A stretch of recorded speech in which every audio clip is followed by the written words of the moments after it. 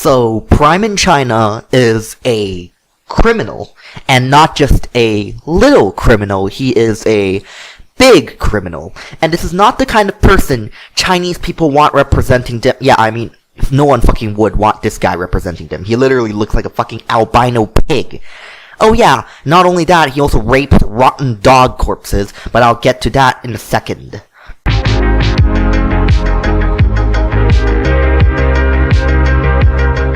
What is up, all you wonderful shills and woo-mows? Hope you're all having a fantastic day. I know I'm having the time of my fucking life right now, because today, my beloved shills and woo-mows, I have something special planned for all of you. Today, we will be exposing the man, the myth, the walking diabetes vendor, Mr. McRib, also known as PrimeinChina.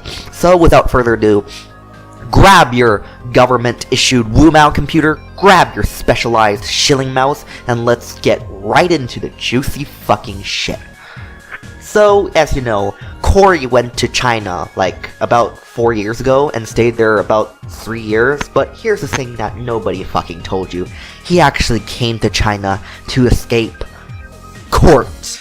That's right, guys. Corey Selby, Daddy Pig, is a criminal. The story goes like this. About 5 years ago, Corey Selby's neighbor called the police on his house because he hasn't left the house for like a week, and the neighbor smelled an extremely rancid and putrid odor emitting from his house. I mean, if I were a neighbor, I might have just mistaken it for its natural fragrance. But anyways, the police shows up at his house, knocks on the door, and then when Corey opens the door, this extremely rotten smell hits the police's nose. Apparently, it also almost knocked the officer clean out. So after that, the police walks into Corey's house. First, he goes down to the basement, because obviously that's usually where most dead bodies are hidden. And so he swings open the basement door, and this is what he finds. One dead dog, and one of the dogs looked like it recently died, because it still wasn't rotting, right?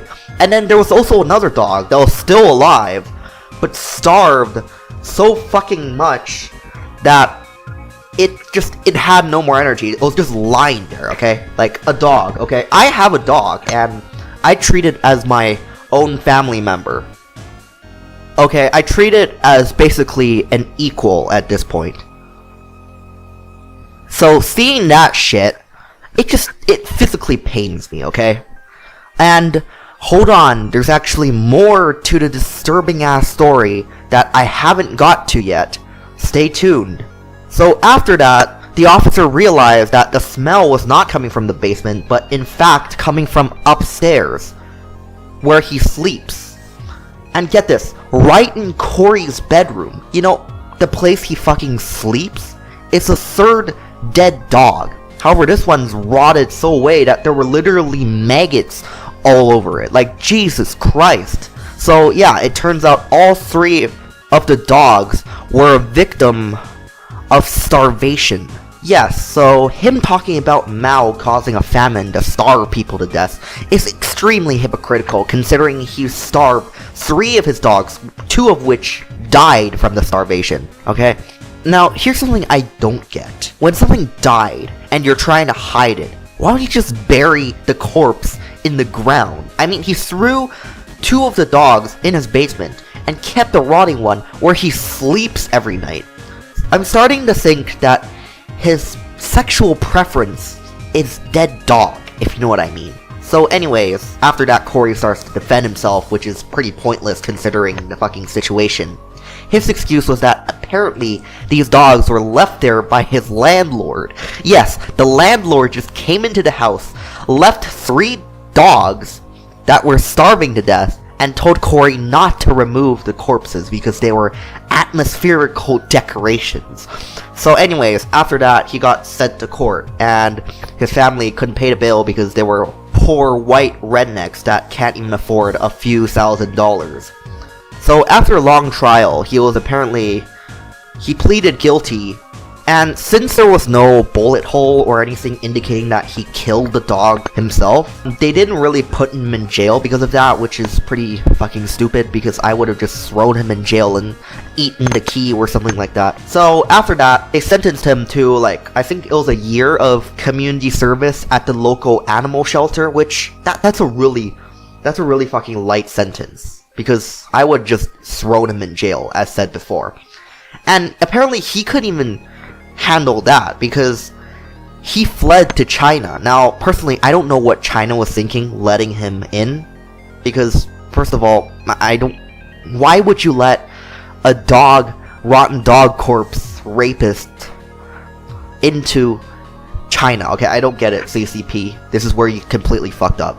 You know, after he moved to China, people started to realize what he's done in the past, and they started to avoid him because, hey, you don't wanna hang out with a serial killer that probably kill you and rape your corpse afterwards, do you? Because I sure as hell don't. Because of that, people sort of avoided him and gave him the cold shoulder.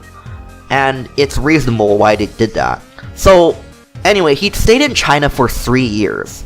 And after that, went back to America once the flame has died down. In my opinion, the guy's a fucking hypocrite because he was the one who brought up Nathan Rich's past crimes to harass him with the information. You know who's even more of a hypocrite? Winston Frederick Sturzel, aka Serpent ZA. Apparently Winston fucking knew about this shit and how Corey starved the dogs to death since Corey himself told Winston. And remember, this is a guy that was giving Chinese people shit because of his so-called animal abuses. What a fucking hypocrite. And this is the end of my short expose. All of the court files and the mugshot is in the description below. You should go check them out and spread them wherever you fucking like because this needs to be known by the general public how much of a hypocrite this guy is. Let me know if you want a content nuke on a fat fuck. But, as always, make sure to like and subscribe and try to leave a comment since it's good for the YouTube algorithm.